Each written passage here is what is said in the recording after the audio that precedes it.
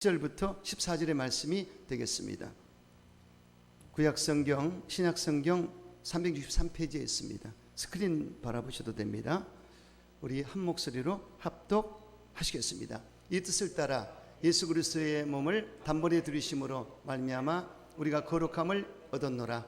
제사장마다 매일 서서 섬기며 자주 같은 제사를 드리되 이 제사는 언제나 죄를 얻게 하지 못하거니와 오직 그리스도는 죄를 위하여 한 영원한 제사를 드리시고 하나님 우편에 앉으사 그 후에 자기 원수들을 자기 발등상에 되게 하실 때까지 기다리시나니 그가 거룩하게 된 자들을 한 번의 제사로 영원히 온전하게 하셨느니라. 제사는 무엇이고 예배는 무엇입니까? 이렇게 질문할 수 있는데요,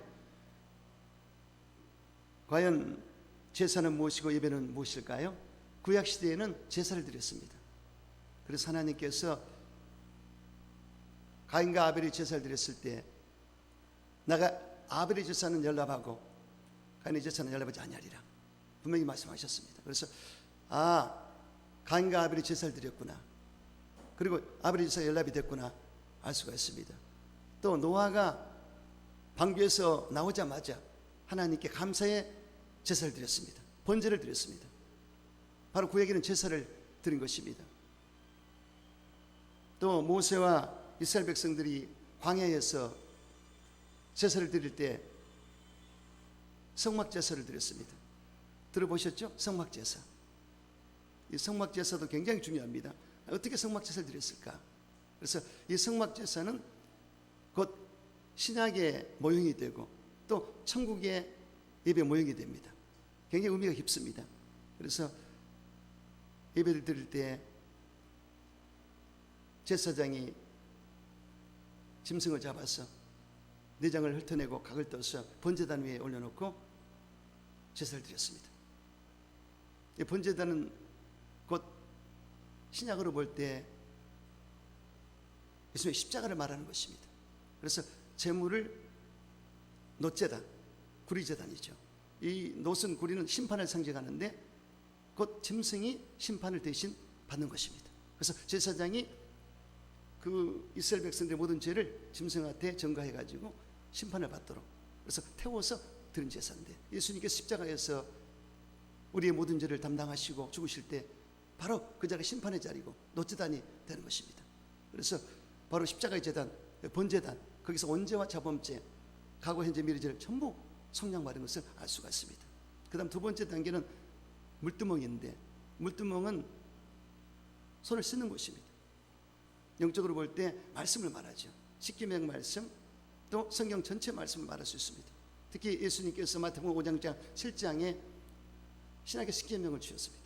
마음의 동기부터 계명을 지켜라, 아주 깊은 의미의 말씀하셨습니다. 그래서 저는 개인적으로 십계명을 보고 또 마태복음 5장 7장에 예수님의 하신 말씀을 같이 보면서 항상 회개했습니다.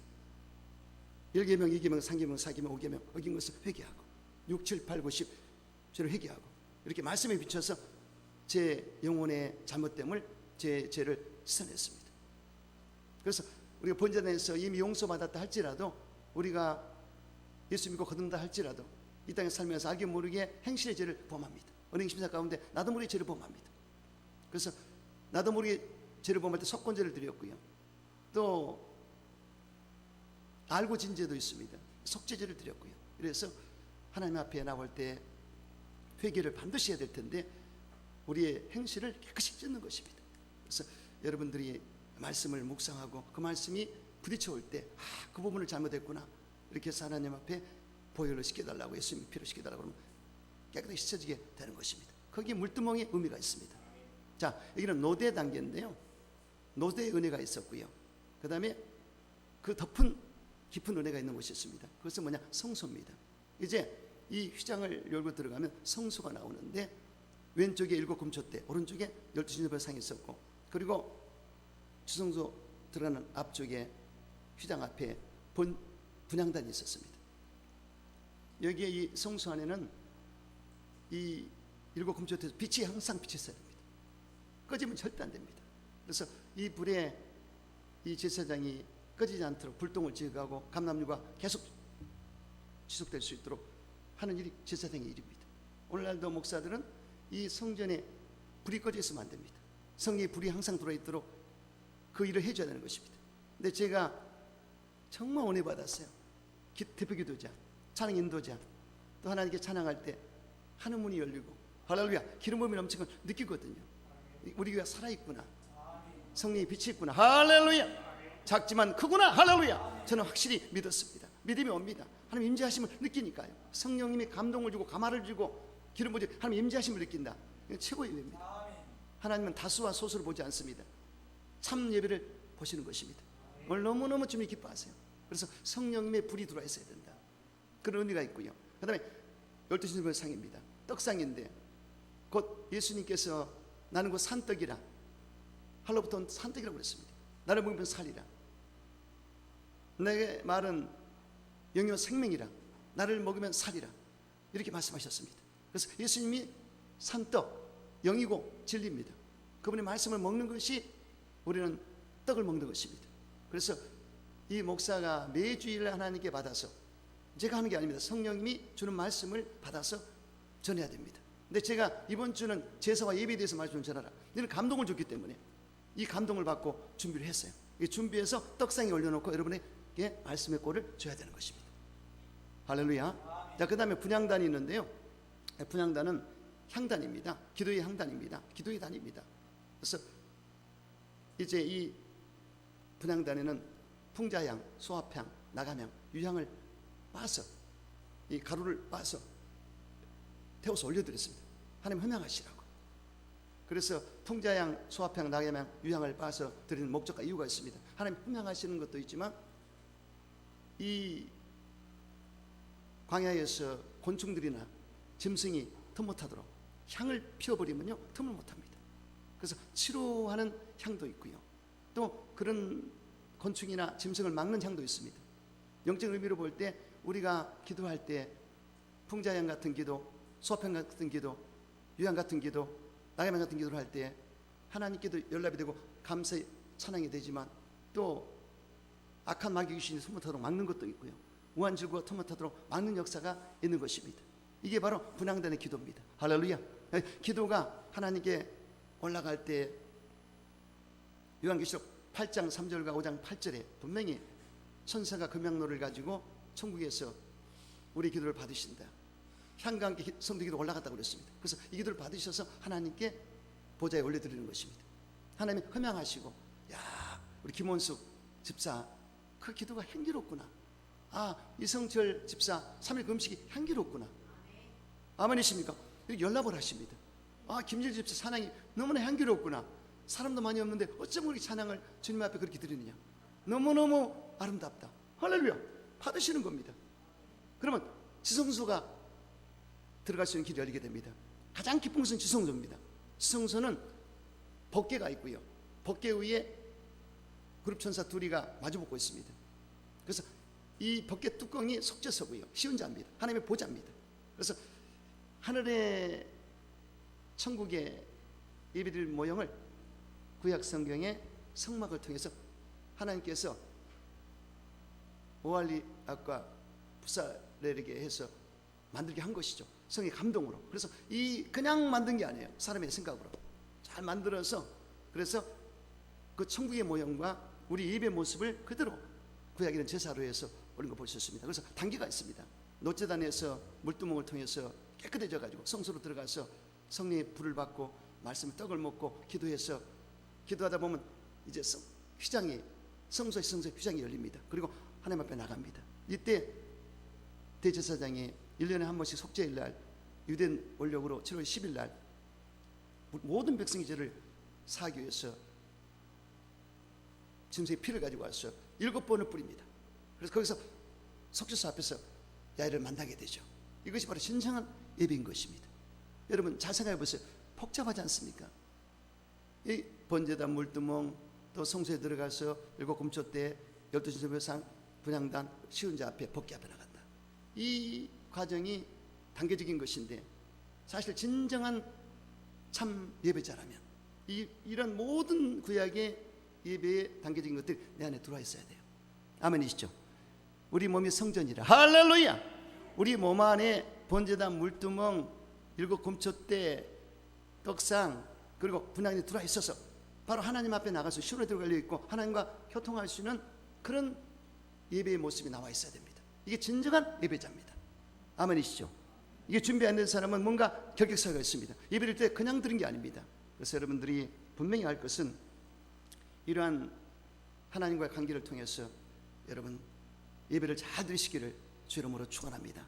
구약은 신약의 그림자입니다. 신약은 구약의 실체입니다. 구약은 오실 예수님, 신약은 오신 예수님을 말하고 있습니다. 구약 시대가 율법 시대라면 신약 시대는 복음의 시대가 열린 것입니다. 예수님께서 율법과 선지자는 요한의 때까지고 그 후로부터는 하나님의 복음이 전파되어 사람마다 그리로 침입한다고 하셨습니다. 자, 율법이 어느 때까지요? 새로 요한 때까지다. 선지자도 새로운 때까지다. 그 이후로는 복음의 역사가 나타나고 천국에 입성하게 되리라. 할렐루야. 요한보다 다 큰 자가 되리라. 이렇게 하셨습니다. 굉장한 시대에 살고 있습니다. 새 언약의 시대, 신약 시대는 최고의 시대입니다. 저와 여러분은 이걸 누리고 있습니다.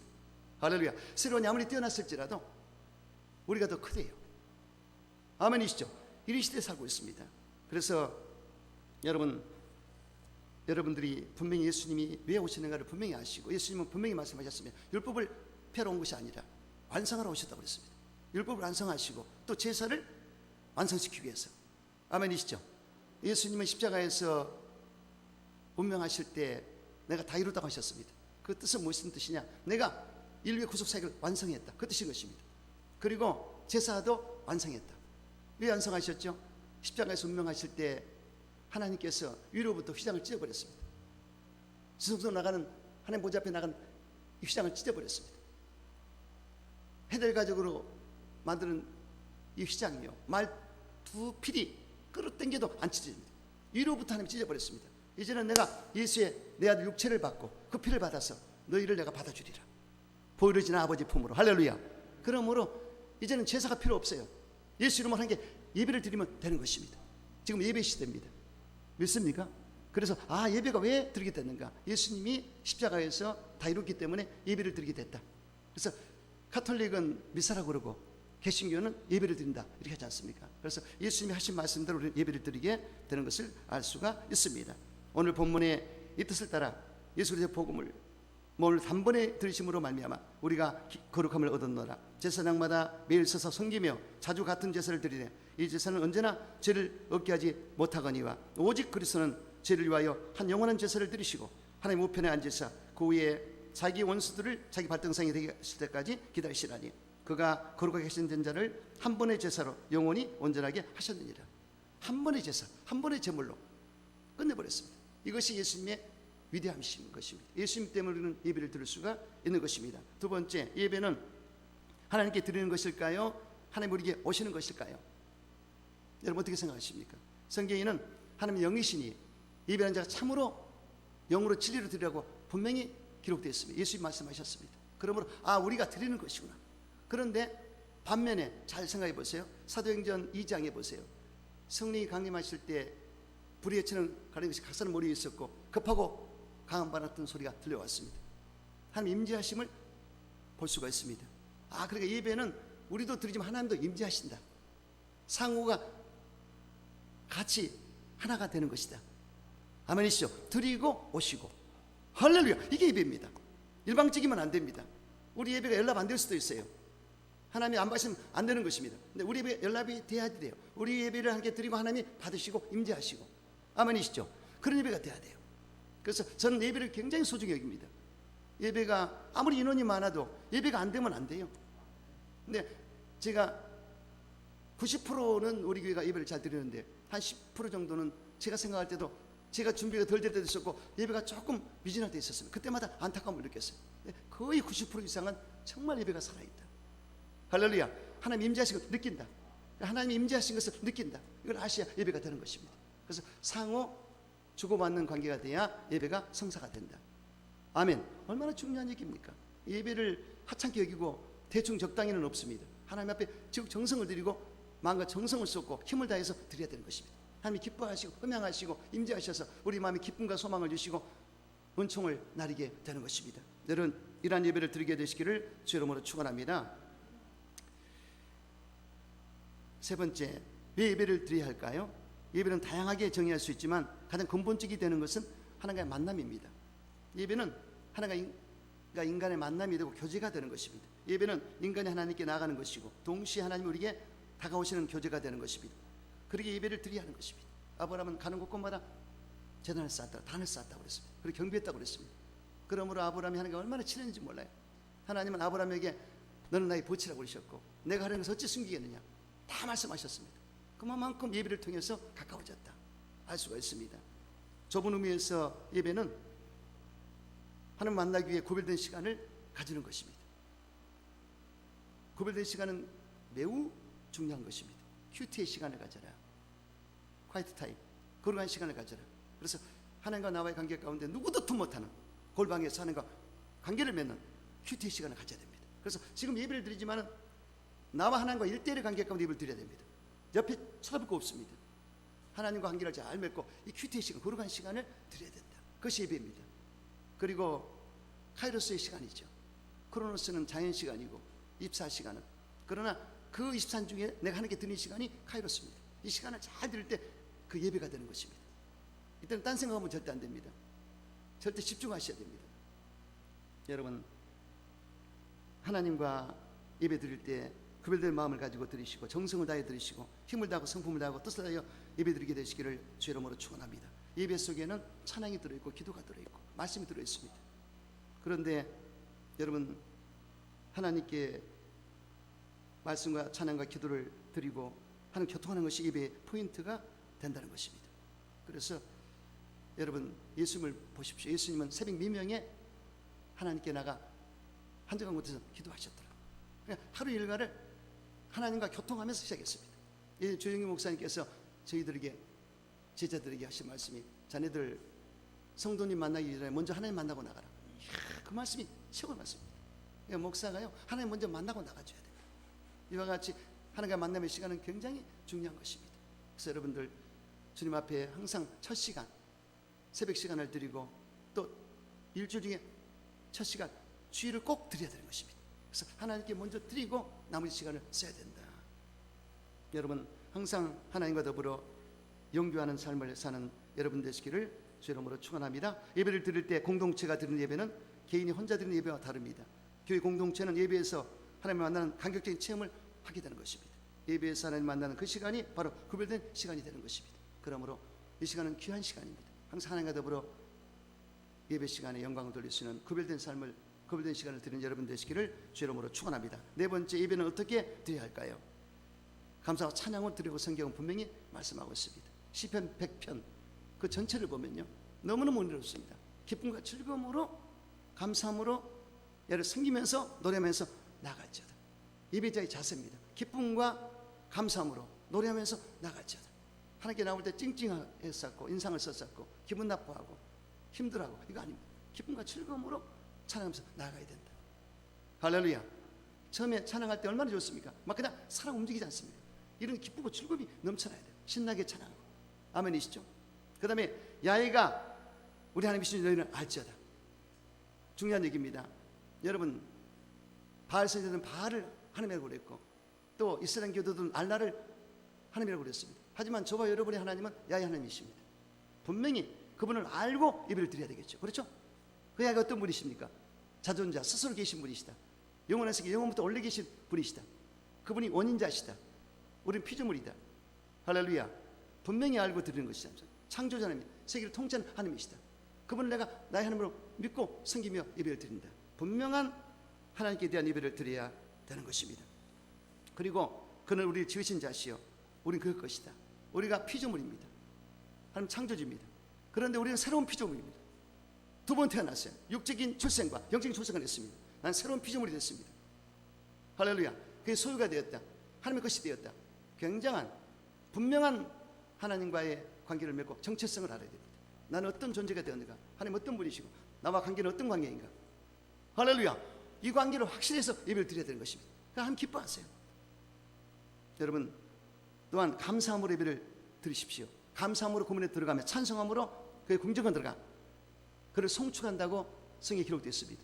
감사할 때 하늘문이 열리고 찬양할 때, 찬송할 때 하나님의 궁정, 지성소, 하나님 보좌 앞으로 나갈 수가 있습니다. 그리고 그분과 대면에서 예배를 드릴 수가 있어요. 아멘이시죠? 여러분 성경 말씀 그대로 믿으십시오. 그래서 감사와 찬양을 드릴 때 하늘 문이 열리고 지성소가 열려서 하나님의 보좌 앞에 나갈 수가 있다. 이런 예배를 드리라고 성경은 분명히 말씀하고 있습니다. 이러한 예배를 드리게 되시기를 주 이름으로 축원합니다. 또한 상한 심령을 드려라. 상한 심령은 회개하는 마음입니다. 오늘 제가 기도자가 기도하는데 너무 은혜 받았어요. 하나님의 뜻대로 살지 못한 거, 우리는 알게 모르게 생각 속에 마음 속에 언행 속에 죄를 질 때가 많습니다. 그래서 하나님 앞에 분명히 통해자보고 해야 돼요. 하나님 뜻대로 살지 못한 것을 왜 타락합니까? 회개하면서 타락하는 거예요. 교회도 회개하고 목사도 회개하고 성도 회개해야 됩니다. 통해자보고 해야 됩니다. 왜 이렇게 나라가 이렇게 됐는지 저희들이 회개합니다. 예배가 회복되기 원합니다. 아시겠죠? 그래서 주님 앞에 참으로 예배를 드리려거든 상한 심령을 드려야 됩니다. 다윗이 위대한 것은요, 하나님께 범죄했을 때 하나님은 번제를 기뻐하지 않고 평상시 예배를 기뻐하지 않고 제물도 안 받으시고 상한 심령을 받으신다고 했어요. 얼마나 멋집니까? 성령의 감동으로 상한 심령을 받으시니 이것을 드리겠습니다. 내 마음에 아픈 마음을 드리겠습니다. 통해자 보겠습니다. 할렐루야. 보세요. 하나님 앞에 이런 예배가 연락이 되죠. 그래서 내가 정황에 따라서 하나님 기쁘시게 할 때는 기쁨으로 번제 예배를 드리고요, 감사예배를 드리고, 또 내 마음에 꺼리낌이 있을 때는 상한 심령을 드려야 된다. 틀림없이 감동이 오거든요. 아, 내가 뭘 잘못했을 것이다. 감동이 왔을 때는 회개해야 되는 것입니다. 믿습니까? 저는 목사에도 감사할 때도 있지만 어떨 때는 하나님 거스른 거 용서해 주세요. 뜻대로 하지 못해 용서해 주세요. 항상 회개합니다. 그래서 그럴 때 하나님이 기뻐하세요. 그래서 하나님 앞에는 절대로 핑계대거나 다른 말 하면 안 됩니다. 정확하게 하나님께 잘못했다고 고백해야 됩니다. 우리를 발가벗은 사람 다 보고 계시는데 나보다 날 더 잘하는데 그분 앞에 뭐 하려고 거짓말합니까?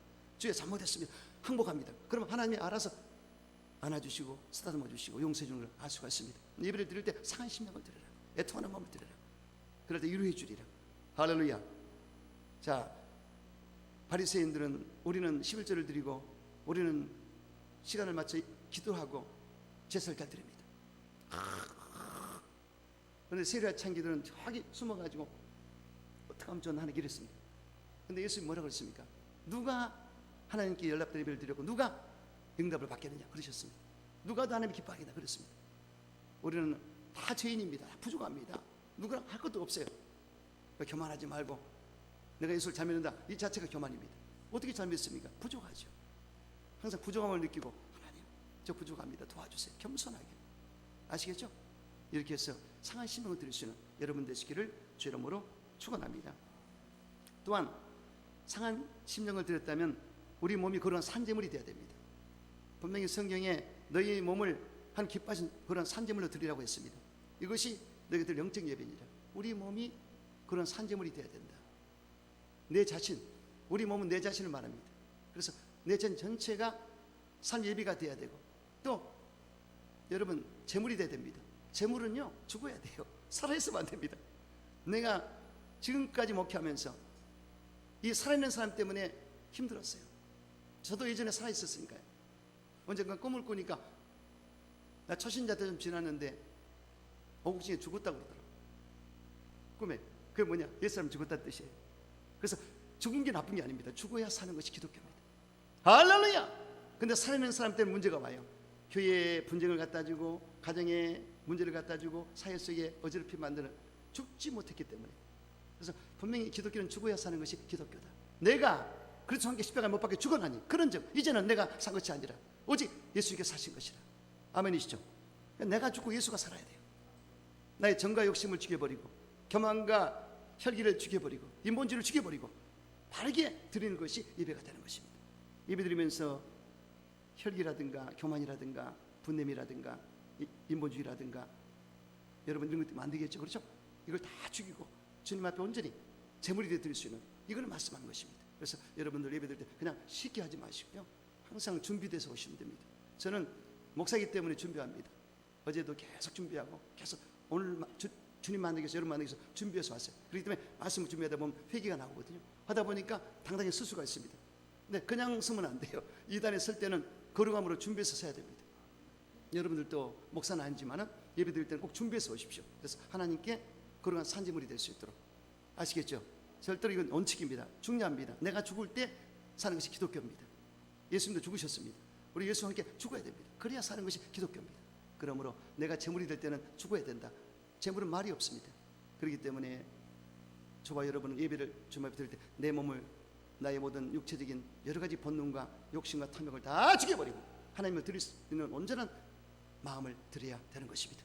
이러한 예배를 드리는 여러분 되시기를 주 이름으로 축원합니다. 또한 참예배를 드려야 됩니다. 참예배를 드려라. 참예배를 드려라. 그래서 참이란 말과 진실이란 말과 진리는 똑같은 말입니다. 알레데이아, 진리예요. 예수님은 진리셨고 참이셨고 진실하셨다. 똑같은 말입니다. 그래서 예배를 참예배, 진실한 예배, 진리 예배를 드리라 그 뜻인 것입니다.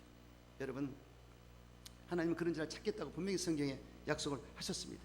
그러므로 하나님 앞에 참 예배를 드리시되 진실한 예배, 진리 예배를 드리시되 영으로 진리로 드리라고 했습니다. 영으로 드리라는 뜻이 의미가 있는데요. 여러분, 영은 영으로 알 수가 있습니다. 영은 영으로 만나게 됩니다. 우리가 하나님 만나는 것은 영으로 만나는 겁니다. 어떻게 해요? 성령이 내 영을 거듭나게 해서 born again, 안호된 이로부터 태어나게 하셔서 하나님과 그 영과 같이 만나게 해주는 겁니다. 양자의 영을 받았다. 성령이 나를 거듭나게 해서 이 영을 거듭나게 했기 때문에 하나님의 영과 만나게 되죠.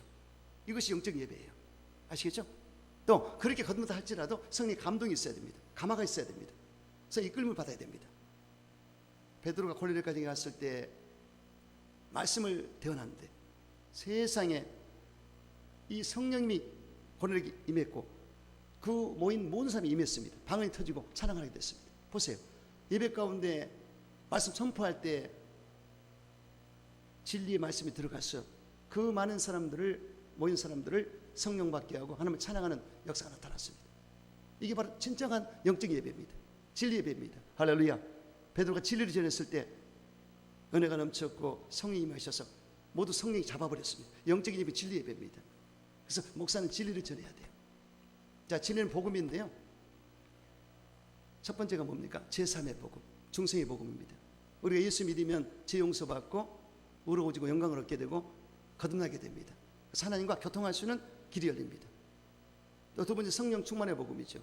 분명히 예수님께서 요한은 물로 세를 베푸는 면을 성령으로 세를 받으리라. 성령 세를 받아야 됩니다. 성령이 우리에게 임하셔서 우리를 지배하고 점령 통치하시면 성령님이 말하겠으면 방언을 말하게 되고 우리 마음이 뜨거워지고 예수님의 사건을 확실하게 믿고 열정을 가지고 복음을 전할 수가 있습니다. 그래서 성령을 받으면 하나님과 화목하고 성결한 삶을 살 수가 있습니다. 그래서 그런 단계에 들어가고 세 번째는 치유의 복음입니다. 예수님이 3대 사역 티칭, 프리칭, 힐링. 힐링, 치유의 사역이었습니다. 오늘날 보세요. 육체의 질병뿐이 아닙니다. 우울증, 조울증 혹시라니까요. 공황장애 엄청난 질병이 틈타고 있습니다. 그래서 정신적인 질병, 영적인 질병, 육체의 질병 그렇게 과학이 발달해도 이거 해결 못하고 있지 않습니까? 코로나바이러스 감기입니다. 감기도 해결 못하고 있어요. 이게 인간의 한계입니다. 하나님이 치유해 주리라. 할렐루야. 치유해 주리라. 그래서 예수님이 치유를 하러 오셨는데 바로 그 본연적인 사역을 예수님이 하시는데 우리 예수님의 말씀 안에 치유의 복음이 들어있습니다. 그래서 저가 그 말씀을 원해서 위에서 건졌다는 말씀이었습니다. 말씀이 가서 치료하는 것입니다. 아멘이시죠? 치유의 복음이다. 네 번째는 아브라함의 축복의 복음입니다. 아담이 타락했을 때 삼중 저주가 왔죠. 영혼이 못된 같이 범사가 못되고 강건치 못한 복 그것이 있었지 않습니까? 이걸 다시 회복하는 것이 예수 믿고 영혼이 잣된 같이 범사가 강건하게 되리라. 아멘이시죠? 그때 바로 예수님이 십자가 저주를 받으심으로 죄도 담당했지만 저주도 담당하셨습니다. 가난과 저주와 질병과 죽음 사망도 담당하시고 삶의 허무와 무의미도 다 담당하셨습니다. 그 가운데 예수님께서 저주를 담당했기 때문에 우리는 저주에 있지 않고 아브라함의 축복을 받는 반열에 들어가 있다. 아멘이시죠? 축복을 받으면요 희한한 일이 생깁니다. 사람을 만나도 인복이 있고요. 손을 대도 사업이 잘 되고요. 아멘. 하나님 주신 복이 있어요. 나는 기가 막혀요. 하나님이 어떻게 이렇게 이끌어 가실까? 우리 교회를 이끄는 것도 기가 막히게 이끌어 가세요. 어떻게 운영을 하실까? 하나님이 다 하십니다. 아멘이시죠? 하나님이 주신 복이에요. 사람의 노력도 있지만 노력 플러스 알파 하나님의 복임이어야 됩니다. 우리 온갖 구하는 것이나 생각보다 더 능히신 하나님이라고 그랬습니다. 우리가 노력하는 한도 역사 안 합니다. 기도의 노력 또 열심히 선을 행하고 성실하게 일하는 거 이 여기에 복을 주는 거예요. 사람의 노력 하나님의 플러스 알파에 복임할 때 역사가 나타납니다. 사람들은 그걸 모르고 있어요. 저와 여러분 알고 있지 않습니까? 그래서 네 번째가 아브라함의 복음이다. 아브라함의 복을 받는 복이다. 다섯 번째는 부활에서 천국의 복음입니다. 우리가 예수 믿으면 부활하고 영생을 얻고 천국을 얻게 된다. 아멘이시죠? 이런 기독교적인 오중 복음, 이 복음의 메시지를 확실히 전할 때 고넬료가 은혜 받고 성령을 받아버렸지 않습니까? 그래서 이것을 내용을 알고 저와 여러분이 예배를 드릴 때 하나님 기뻐하세요. 그냥 맹숭맹숭 아무것도 모르고 예배를 드리면 되겠습니까? 진리 예배를 드리는 것, 진리를 알고 드리는 뜻입니다. 예수를 알고 예수의 복음을 알고 드리는 그 뜻인 것입니다. 또 영으로 드리는 것은 성령님에 잡혀서 예배를 드리는 그 뜻인 것입니다. 아멘이시죠? 성령을 받았지만 성령이 잡아주는 예배가 있어요. 내가 하나님과 관계를 맺어서 성령의 역사였어요. 근데요, 그 장소에 성령의 역사하는 것도 있습니다. 잘 들으셔야 돼요. 저는 그걸 압니다. 제가 신방 갔을 때도요, 우리 기도하는 기독군들하고 같이 갔을 때 그 사업장의 분위기를 성령님이 역사해 주시고 거기에 기름 부은 역사가 있고 또 교회적으로 기름 부은 역사가 있어요. 그래서 제가 꼭 사업장에 목사님을 모시라고 그러지 않습니까? 그런데 기독군을 데려갑니다. 그럼 거기에 성령의 역사하면요, 놀라운 일이 생기고 거기 오한질고가 사라지고 문제성이 이미 커버해버립니다. 그래서 그렇게 예배를 드리라고 해도 늦게 해가지고 손해본 사람 많습니다. 맞아. 먼저 주님을 모시고 예배를 드리면 커버를 다 하거든요. 아멘. 저는 그 정도는 압니다. 그래서 제가 우리 성도들 이뻐하고 사랑하는 것은 세상 알아서 모 집사님 3일 금식을 사는데 본인도 응답받지만 우리 교회 행복 축복이다.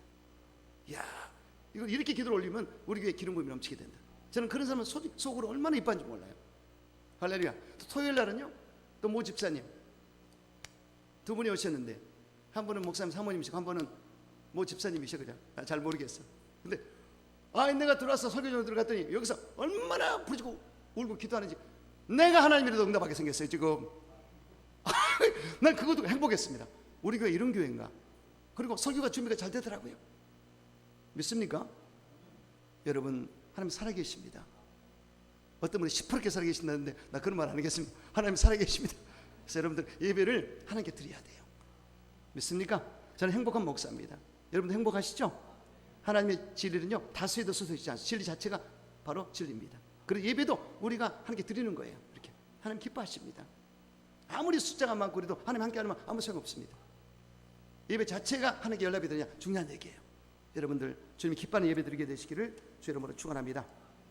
보스턴 지역에서 A.J. 골든 목사라는 분이 계시는데 유명한 설교자고 능력 있는 말씀의 사도로서 모르는 사람이 없을 정도로 위대한 목사님이신데, 그는 큰 교회 담임 목사였기 때문에 설교하는 데에만 많은 시간을 보내야 했습니다. 어느 날 그는 교회 목사 사무실에서 힘을 들여 설교 준비를 하다가 피곤해서 그만 의자에 앉은 채 책상에 엎드려 깜빡 잠이 들어 꿈을 꾸게 되었습니다. 꿈속에서도 주일이 되어 교회에는 의자가 모자랄 정도로 많은 사람들이 예배를 드리게 앉아 있었습니다. 그런데 그 교인들 가운데 30세 정도의 낯선 사람에게 왠지 모르게 시선이 끌리는 것이었습니다. 그래서 그는 예배가 끝난 다음에 그 낯선 사람 만나보려고 하였습니다. 그런데 교인들과 인사를 나누고 하는 사이에 다 교회 밖으로 나가버렸는데 그 낯선 사람이 보이지 않았습니다.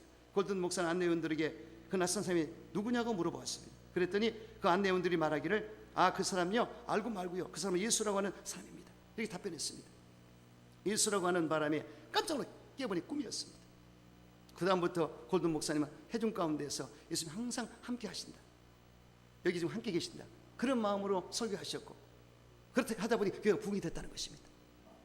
할렐루야, 할렐루야. 저는요, 가면서 선교사 갈 때 여행 오신 분 가운데 우리 교회에서 예배를 드리는 분이 있었습니다.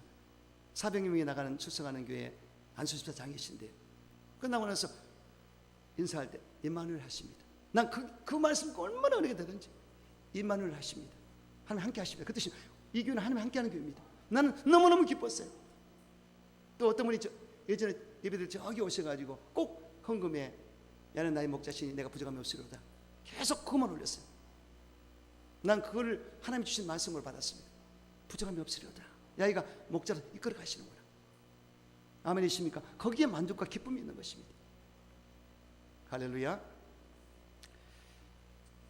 어떤 집사님은 교회에서 집사 직분까지 받았으나 교회 가서 예배드리는 것이 너무나 지겨웠습니다.